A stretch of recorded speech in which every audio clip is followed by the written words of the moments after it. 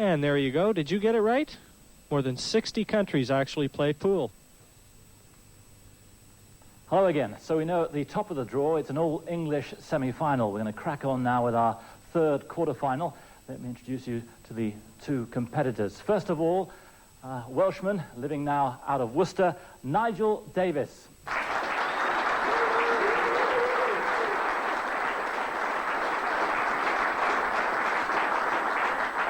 And from Australia, former national champion Phil Hulley.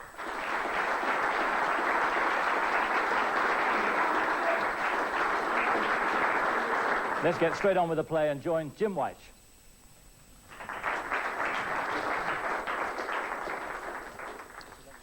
And there you see the black nestled in amongst the colors. Nigel Davis breaking off, already 3-0 in front. And he really does go into those balls. Not exactly sure what he weighs, Keith, but I think he uses every pound. Yeah, that's what you call getting your body behind it, that's for sure. He has broke them balls exceedingly well. The reds lie so easy. Phil surely must run out here.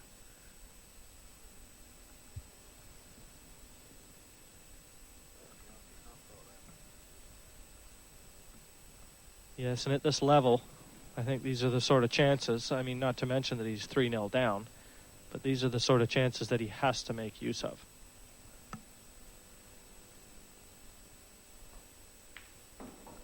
Red ball's nominated. And with that red, obviously, his decision has been made.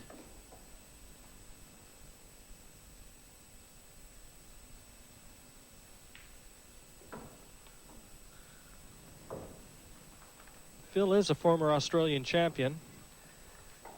Won that title in 1990 and 91. And he's got a list of sponsors here from Australia. Norwood Crash Repairs and Fairmont Homes, the Windsor Hotel. So obviously got a lot of friends back home. Well, he's taking the reds like I suggested, and he's in perfect position. He's just got to stun this one into the centre pocket, and they're all at his mercy. It wasn't really a hard finish. The balls did break exceedingly well from the break.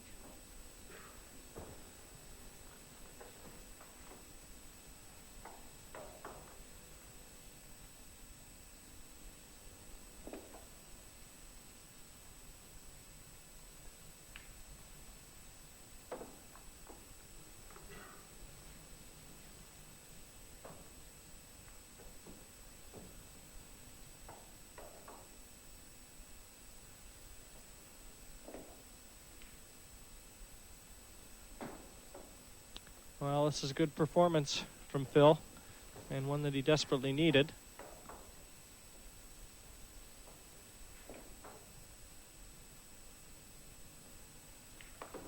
Looks almost certain now to pull one back.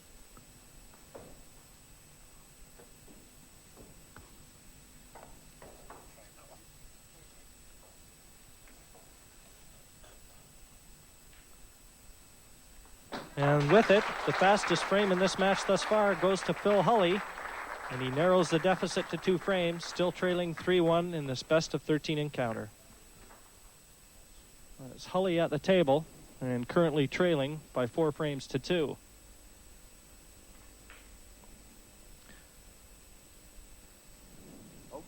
And Keith Brewer, yourself already a semi-finalist in this tournament. How do you view the proceedings thus far? It's pretty much going to how I expected it to. Phil yet again has broke, kept the pack pretty tight. That's the way he prefers to play it. Nigel's opened his breaks up very well. I think he deserves to be 4-2 up. But I'll tell you what, this is far from over, because if Phil gets a couple of good frames in, it's still anyone's game.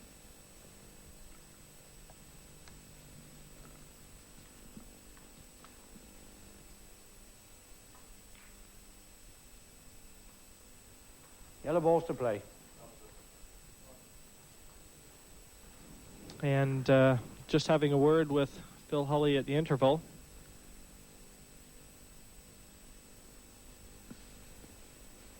He certainly doesn't feel he deserves to be 4-2 down in this match. He felt a touch unlucky. But he's still full of confidence.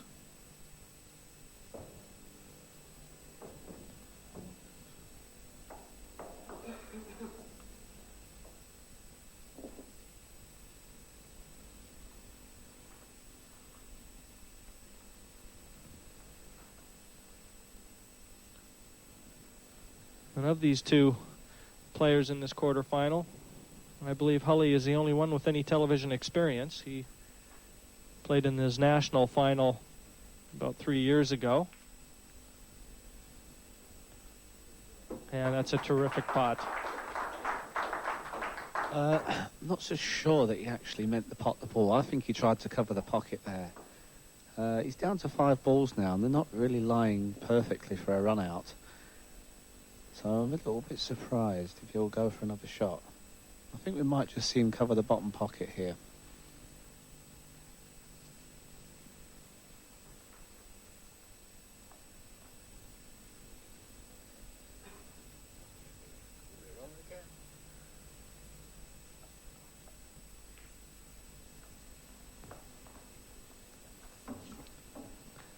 Well, after having watched you play in your match, Keith, I have to say that they could probably do well to take some advice from you.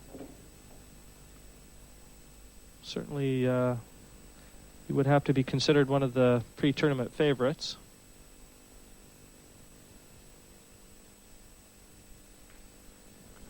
And in fact, that's exactly what he has done. Just did it one shot later. Yeah, I was just a little bit surprised he potted the other ball first, because now he's down to 4 balls. It's usually an advantage to try and keep most of your balls on the table if you're going to play, you know, a couple of tactical shots. It just helps, but I just couldn't understand why he potted the other ball and then covered the pocket.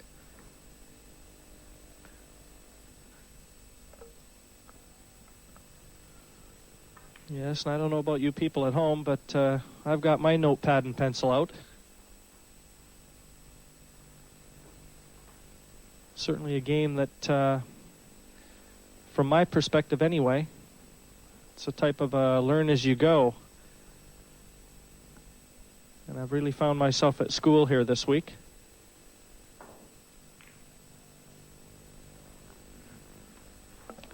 Phil could actually see the yellows then, but they could see the wrong side of him. What he was actually trying to do was bend round and knock the other one over the pocket, thus then owning the bottom of the table. The way he's come out isn't too bad. All the yellows are pretty well set. But unfortunately, in the process of playing the shot, he's actually opened up all the reds as well. So if Nigel can actually get through to this, I think we'll see him having a go at game here.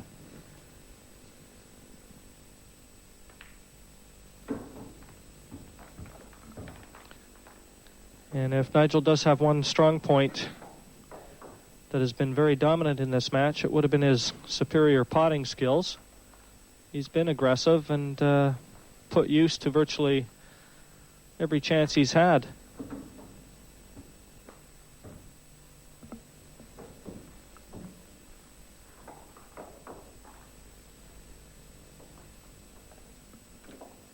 But he's going to have to knock a few good shots in here if he's going to continue. Not ideal position. He's actually played for the bottom ball, and he's just not come far enough because he wanted to be a little straighter on it, and hence that's why he's missed. His problem was the ball near the black, it's got limited pockets. It was very hard to hold behind it for the 2 top pockets. That was always going to be his problem. If Phil can see the whole of the black here, we might just see him double it over to the other pocket, which he obviously can't, so he's not going to. We may just see him play the yellow straight onto the red. Well, that's what he's been doing in the previous games, and to be honest, I think it would have probably been a better tactical shot there, because he's just left red onto red. So if Nigel can make this pot,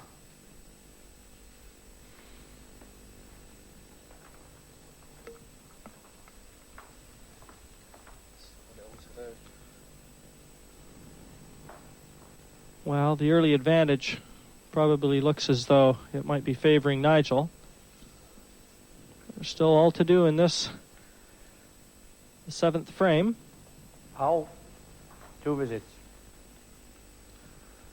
Well, what's happened there is, as he's played the other yellow down to the pocket, he hasn't touched a rail. And as I said before, when you play a safety, if you're not going to pocket a ball has to hit a rail, any ball. And that's what he's failed to do.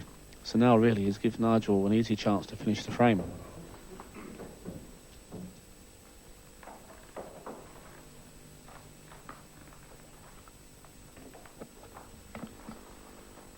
And I believe, Keith, with all the balls on,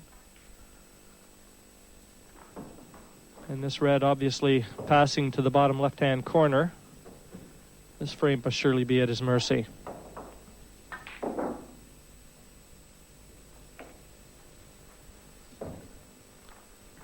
Yeah, he's still got the 2 shots in hand. It's no big problem. He's come slightly the wrong side of the red, but as long as he keeps the 2 shots. See how he was very careful to make sure the red hit the rail there.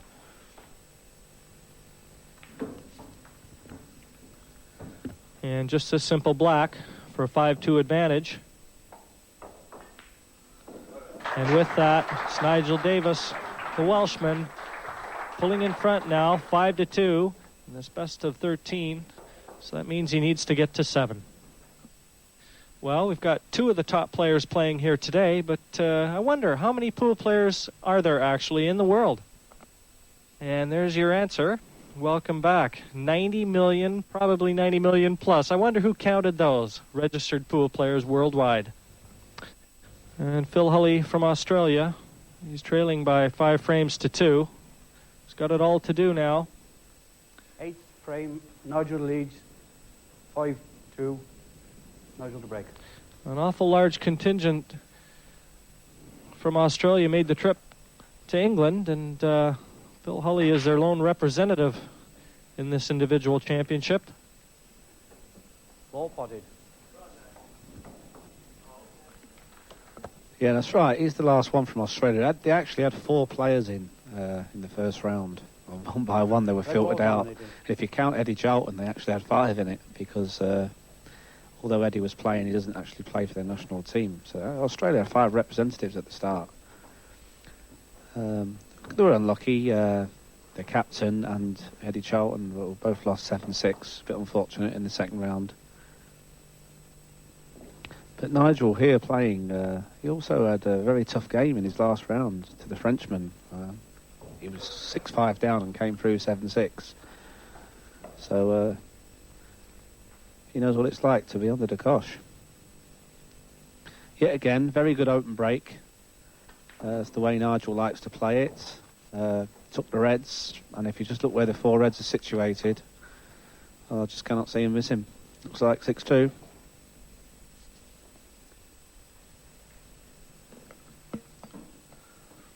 Yes, Keith, the Frenchman you alluded to, Fred Boulard, I believe his name is. You'll have to excuse me if the pronunciation isn't correct. This must certainly be an opportunity that Nigel will make full use of yet again. And it has to be said that he seems to be able to win frames on his break, whereas his opponent is more defensively minded, and that really has turned out to be one of the turning points in this match. Yeah, it certainly has. And I truly believe pool should be played more aggressively. Phil, on his breaks, is just not hitting the pack very hard at all. He seems more than happy to take it to a tactical game. Very poor shot from Nigel there, but yet again we see what we call a deliberate foul. He's played straight at the black, put the red over the pocket. Phil isn't able to move the red. He isn't even able to move the black. He's going to have to play at his balls. 2 shots carrying, and he's got 1 awkward ball on the top rail. So myself, I would favour finishing the game here.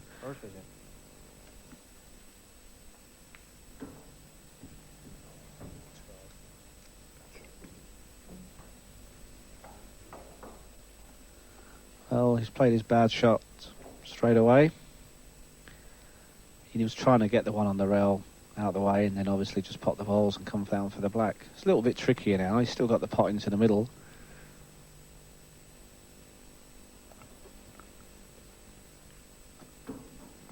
But if I'm reading this correctly, Keith, he really can't afford a miss on yellow because he wants to save his second shot for the black. That's correct, Jim, yeah. With the shot that Nigel was played, he's actually done a similar thing to what Phil done in the earlier frame. Remember when he potted the ball over the pocket and left him a double? He took the chance that he wouldn't do the double. This time, he's took the chance that he won't clear up. And looking the way with the three last balls are, he's going to struggle to keep the two for the black, that's for sure now.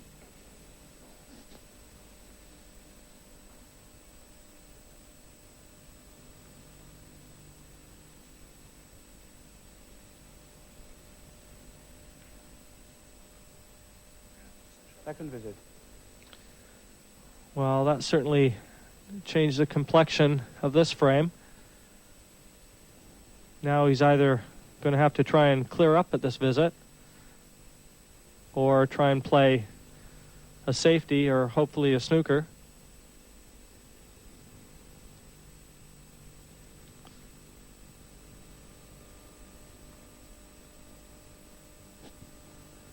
Where he's actually gone wrong in this particular frame was when he potted the ball before the one on the rail, he tried to move the black, and he didn't really have any need to do it. All the balls were pretty well set. If he'd have just ran the balls out and kept his two shots for the black, that would have been sufficient. Just trying to be a little clever, I think, trying to move the ball out. He didn't really need to do it.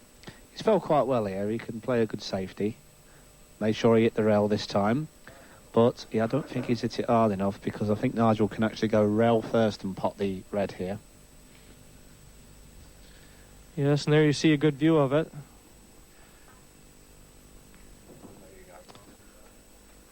And that's just exactly what he did, so looking very much like 6-2 to the Welshman. And with that, it's Nigel Davis just requiring one more frame now for a place through to a semi-final. And as Phil Hulley looks on, he must be knowing full well that this could well be the death of the Australian threat here in the World Pool Championships. He's down to his last straw, trailing 6 frames to 2. 5 remaining, and he requires all of them.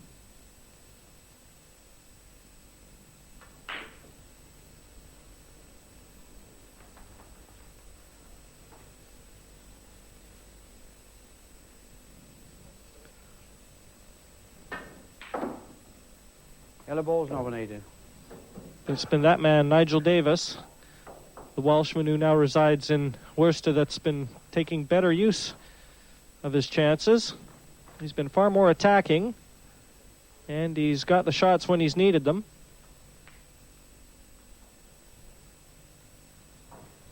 Red balls to play.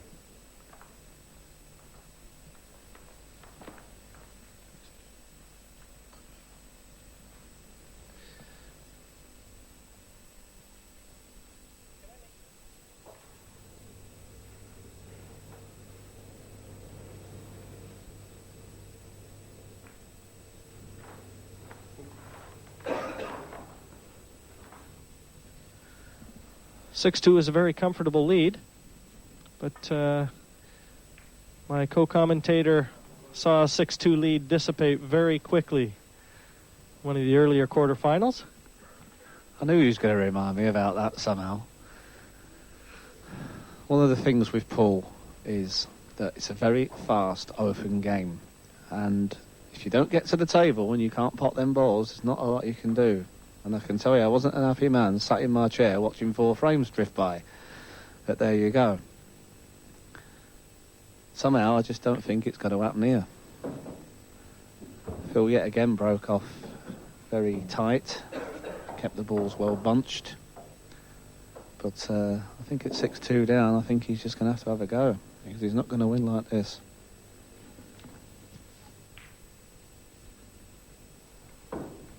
Well, he's obviously heard me.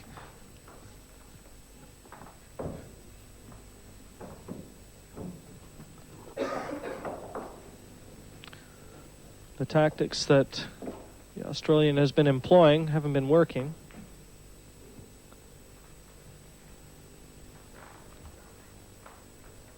So certainly he's got to try something different to halt Nigel's onslaught.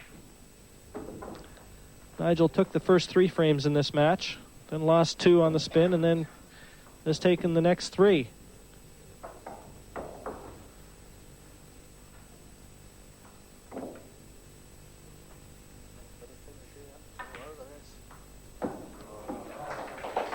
And he's looking in a very confident mood indeed, quite possibly sensing the finish line at hand.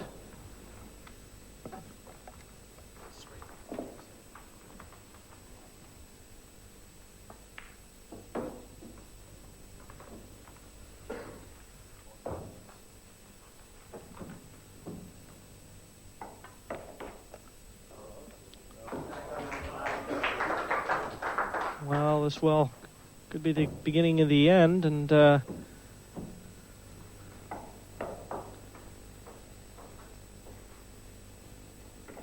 chance for Nigel Davis to fulfill his dream and take a step closer to the world title.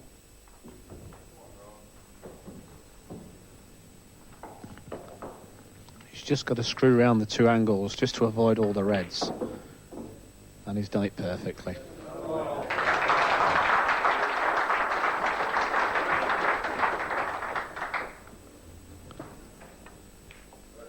And a tremendous effort. Nigel Davis through to the semi-finals by virtue of a 7-2 win over Phil Hulley of Australia. So now we know 3 of the 4 quarterfinalists. Well, who will Nigel here be playing, and what will happen in the semi-finals? All that will be revealed in our second programme, but now from Manchester, from the World Pool Championships, goodbye for now.